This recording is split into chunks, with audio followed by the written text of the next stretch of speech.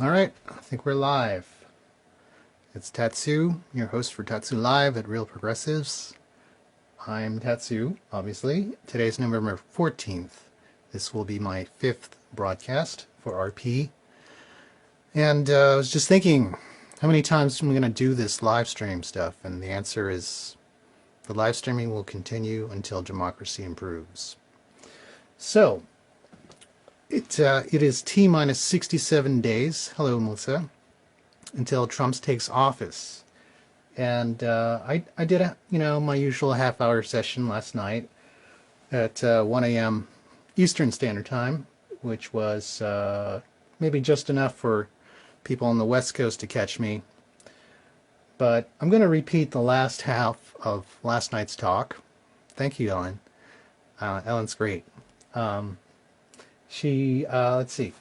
So we're going to be talking about my idea for democratizing Facebook data, big data. And this is a digital direct democracy kind of model in where, there's a technical definition of direct democracy. To be honest, I'm not quite sure what it is, but anything we can do to take democracy in our own hands is a good idea, and we want to go for it. Right now we don't have any proven methods to effect change amongst our legislators and power elite, and I think the hard thing about being an ordinary citizen, a citizen activist, a citizen journalist, a citizen this and that, is that we, the ordinary peasants, ordinary people, we're used to being managed, right? We're not the management. I went to business school where we were taught to be managers, and that was always a surprising flip for me. Me become a manager, bossing around people. Well, that's what it is. And there's another expression for it too, managing your manager, right? So let's get into it. Now, I was thinking about during the election, maybe midway through the WikiLeaks revelations of Podesta leaks, about how Sheryl Sandberg of Facebook invited Podesta, the campaign, over to San Jose, to Facebook headquarters, and take a look at exactly what they have for Facebook big data and politics, and how they could help the campaign. And I found that very outrageous. Yes, I agree to give my personal information to Facebook in an anonymous fashion, but what are they doing taking sides in the presidential election? I didn't agree to that, and I don't think any of us did. So I started thinking, but actually, as a manager, you start taking opportunities in what you see as failures, right? And you have to know that every time we have a story that comes out that the elites did this to us and they did that to us, try to turn it around. Do a little jujitsu, right? You could be on the other side of the table. And here's my proposal for that. So if we know that Facebook has all the data that they need to predict exactly how we're going to vote, they know everything about our consumer likes, consumerist tendencies, what we want to buy, what events we like to show up at, where we live, how old we are, what ethnicity we are, and even our photographs. They can pretty much tell how we're going to vote and when we're going to vote. So why isn't that information available to us in a tool, instrumental way that we could use to democratize our local elections? And let's start with the congressional districts. So I gave the example yesterday. I'm gonna skip that particular one. But let's say you are on either side of the charter school issue, and let's say you wanted to put a charter school in a low income neighborhood that just didn't have very good public schools, and that was your mission. And you needed support from your local community and maybe even the influence of your congressional representative. Wouldn't it be wonderful if you could go to Facebook, go to your business page, and buy an ad? And that ad was targeted not in the ways that we normally see, but we could see that, targeted not just within a 10-mile radius of your house or business, but within the congressional district that you actually want to affect a change in. And you want to align with, let's say, independent voters. And Facebook knows who they are. We don't need to know who they are, but Facebook can be the go-between for that, making these protecting the privacy, of course, of hey Beverly, these people, and send out the ad. We could have it convene a town hall, in let's just say your city, and you wanted the mayor to show up. You could target an ad that just comes out. Sorry, I'm having a little bit of the sniffles. You could target an ad that says, let's create an event. Let's get everyone who's involved in politics, local laws. Let's say it's a debate about whether or not people can have livestock in their yards or something like that. So we can get all the environmentalists and all the pro-agriculture people in the city and create an event, and then invite our local mayor or council person, right? So that's the idea for democratizing our big data that exists in Facebook. I don't think it's unreasonable to ask for this. We give Facebook a lot. They certainly profit quite a bit from this information, and we're just asking to use it in a respectful way that will improve the democracy of this country. I feel this fits in the vein of direct democracy. I'm not sure if it exactly technically falls within that, but it's an idea that we can use. Big data is a big thing, and why not give that power to the citizens? So I hope you will start talking about that with your friends, and maybe try to push Facebook in that direction. So, Mark Zuckerberg, if you're listening, give us our data back. All right.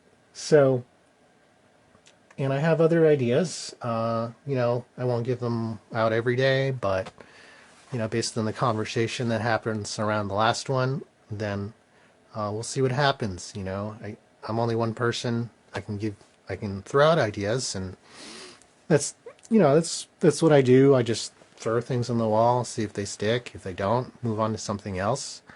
But at least we're doing something, right? So, and I thank you everyone for sharing my live streams out.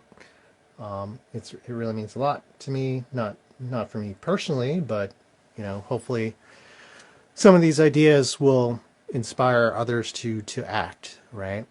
And I do see examples of that in my personal life, in my personal feed, when I comment onto people's feeds.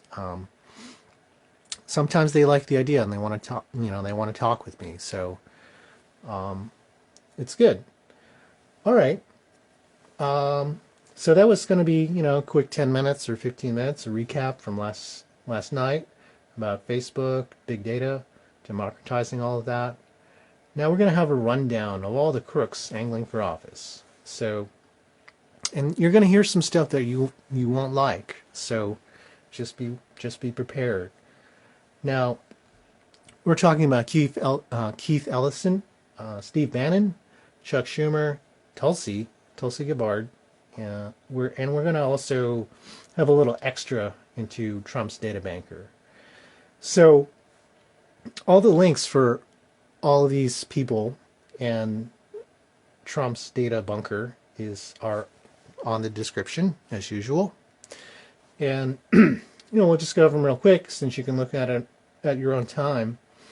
Now, I think we see amongst ourselves and with our friends who aren't quite awoke. I talked a few nights ago about a second awakening, and there's a moment in life where you have your eyes open and you think you know it all, and then later in life you figure out the rest of it, right?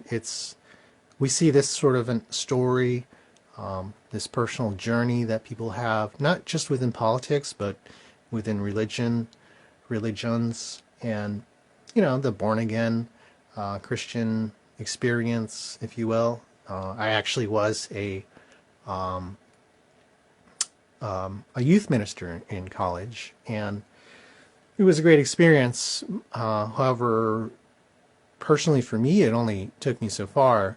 And that's when I turned to peace and justice. And although there was not a formal institution around that, I personally found that more rewarding. So, but even then, I thought I understood the structures of power, and it's really only until last year that I feel that I have a better understanding of it. Exactly what we're up against. And although I think I awoke at a quick rate, and I brought along some of my friends with me, and it was a little scarier for them. But and now with the election of Trump, we're seeing some people who are still very upset about the loss of Hillary, that they want to revert, right? They don't want to see anymore, but they can't help it. They're looking at articles about how 50% of the U.S. population lives in poverty. They're examining why people say Trump, Trump, Trump. And so, yeah, Christina, I have no faith in organized religion, I'm sorry to say. I mean, don't be sorry. I also believe in the Native American traditions, and where they simply and eloquently state that the way you live is your religion. Let there be no abstraction between your actions and your beliefs, right? Or even your words. So it's a very powerful thing, and it's undeniable. No matter what kind of faith you come from, you should be consistent in what you say and how you act. And they just keep it simple. What can I say? I mean, it's a beautiful thing, right? Now Keith Ellison, the knee-jerk reaction here would be to say, "Wow, he's the first Muslim American person to join the House of Representatives, and he'd be a great choice. Bernie is supporting him, and so he's a shoo-in. He's the change that we need." However, just a quick few web searches on his record, it tells a different story. And I've posted just one here, actually a couple. So his meeting with George Soros, just recently with Nancy Pelosi. George Soros, of course, is this nebulous character who's been hanging over our heads the entire election and the primaries to help install Hillary Clinton into power. And we see also his words about Libya and Syria. The second link about Libya, it's on his own website, from 2011, and he thought Libya was a good move. It was just a few broken eggs, but if you need to make an omelet, that's the way to go. I mean, that's his position, and he's a Muslim, so it makes you doubt some of his judgment. We see the same thing on his statements on Syria, posted in the Minneapolis Post, the third link. So he backs the attacks into Syria. This is very unfortunate. So, while he might be more progressive, and the other video I saw in the past day or so was him at the 2016 DNC deciding upon the platform after Bernie lost, where he put the motion on the floor for 15 an hour, and it was sadly defeated 6-8. But he was there. He was for the fight. It's just you can't give anyone a pass in politics, and I don't care who they are. And I'm going to talk about Tulsi Gabbard next, and this is probably something you don't know. But first, Steve Bannon, and then Chuck Schumer. Now, Steve Bannon, there's a lot of knee-jerk, again, reaction that he's supporting white nationalism, he's a racist, he's this and that, he's Breitbart. I mean, I'm sorry, I read a lot of Breitbart this year. Yeah, and I'm certainly one of those people a couple years ago who would have never touched the site, and frankly was this is very ugly for me to say, but I was like I didn't have any feelings of sadness when Breitbart died, so I was like, phew, we don't have to hear it from that website anymore. But Breitbart was instrumental not just in defeating Hillary, but shedding to light, the truth about her activities as Secretary of State, about the Clinton Foundation. Without their research, that we wouldn't have known. And yes, we do have to, take into account, what the positions are. But I think if you're trying to judge for yourself, and also maybe gently, not assuage, but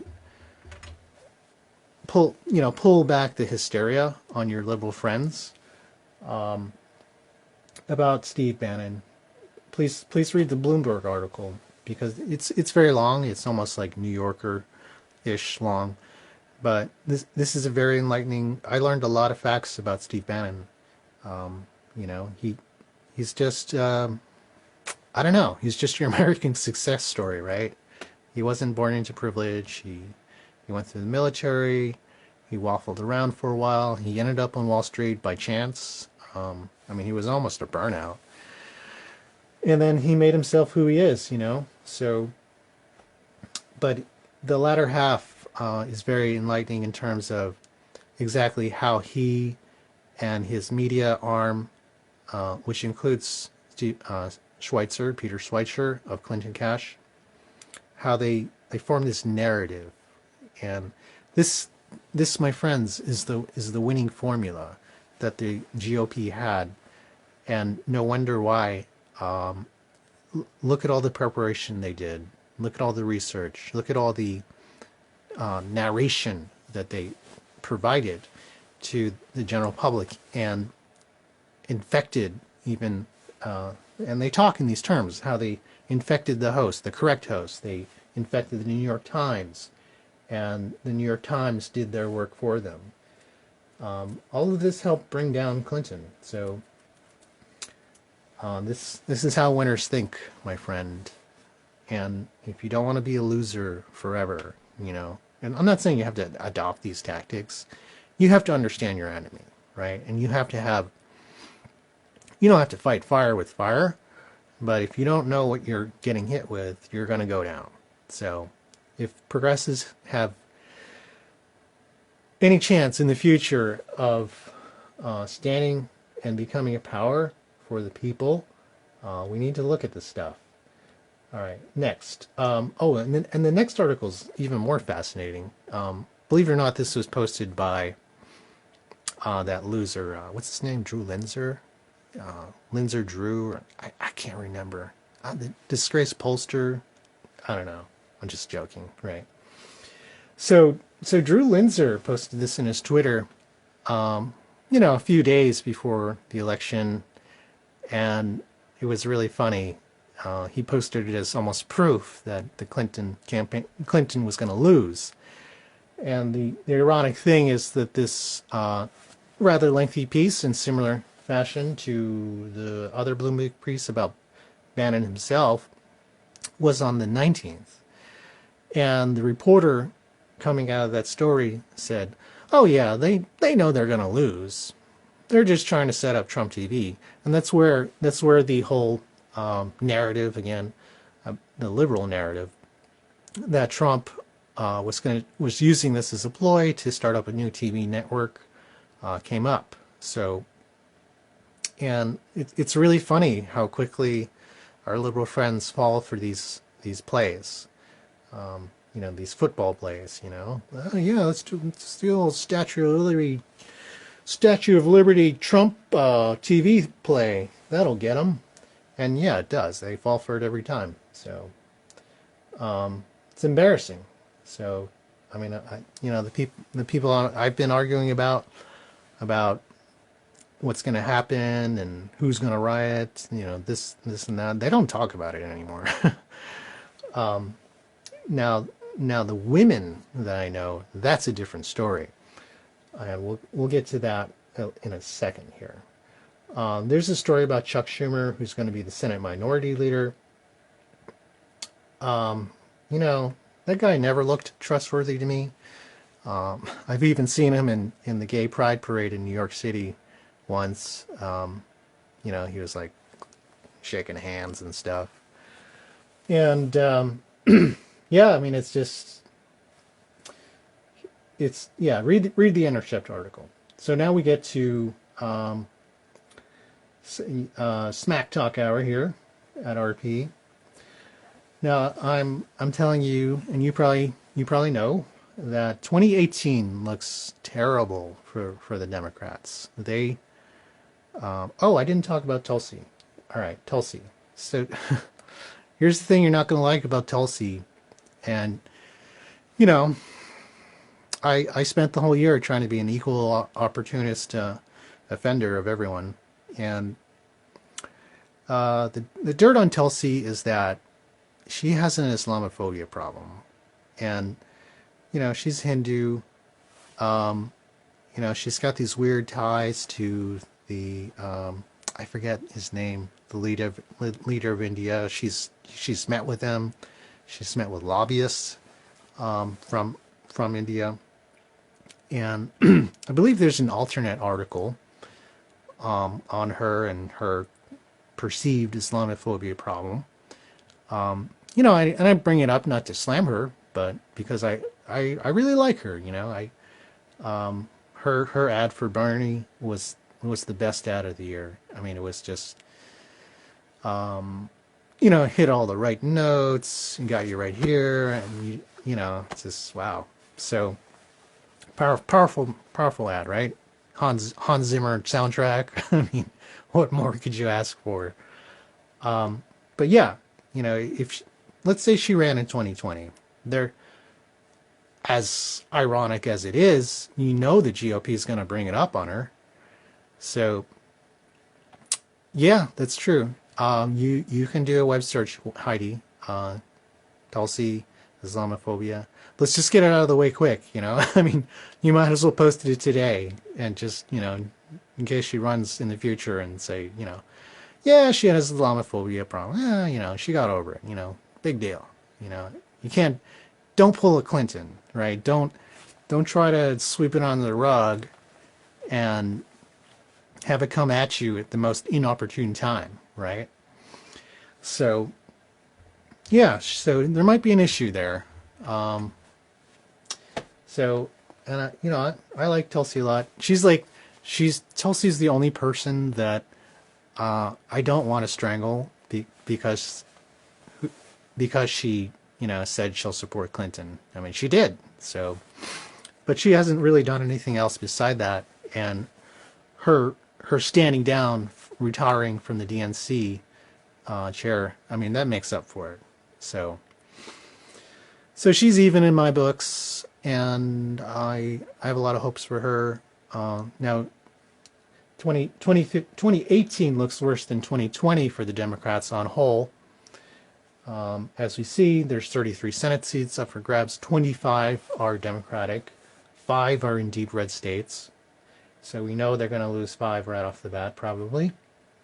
The problem is, like, will they get a supermajority, right? Will they get 60, 61? The inability to filibuster any bill that the GOP decides to run with. It's possible.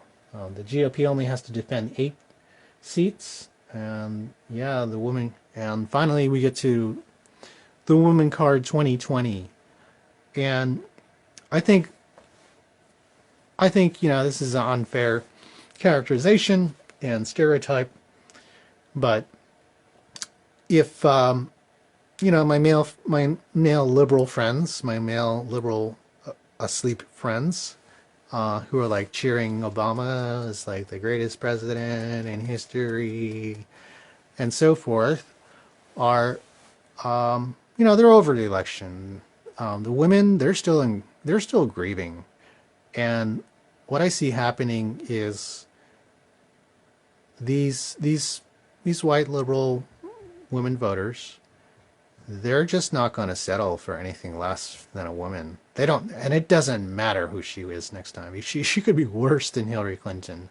If that person is not a woman, it's going to be a litmus test next time, folks.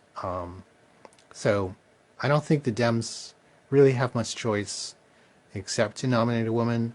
I mean, they're floating, the usual suspects, Warren, Olympia Snow, Collins, Susan Collins. I don't even know who she is. And the problem is they just don't have any name recognition. Maybe Warren to some degree. Tulsi, she might even have more. It's kind of a toss-up, right? But, I mean, personally, I would run with Tulsi, but, the DNC is obviously apt to make mistakes. So that's a compromising position to have to accede to a segment of the voting population. It's like, okay, we have to run with a woman. That's going to, not turn out well. So I think it's an opportunity for progressives, maybe a third party to sneak in there. Nina Turner, sure. Again, no name recognition. What did we learn from the 2016 election? Name recognition is everything, right? Donald Trump was a household name, and he won. I mean, we try to sound and talk smart about our prognostications and analysis, but in the end, it's kind of a popularity contest, right? Yes, Collins, senator from Maine, right? I'm not familiar with her yet, so I've just seen her name around. So the opportunity here is to, get popularity with a third party. It's a long haul. We have to be aware of any other celebrities who might be thinking about running. I mean, who knows? Madonna might run, right? So, blowjobs for everyone, again.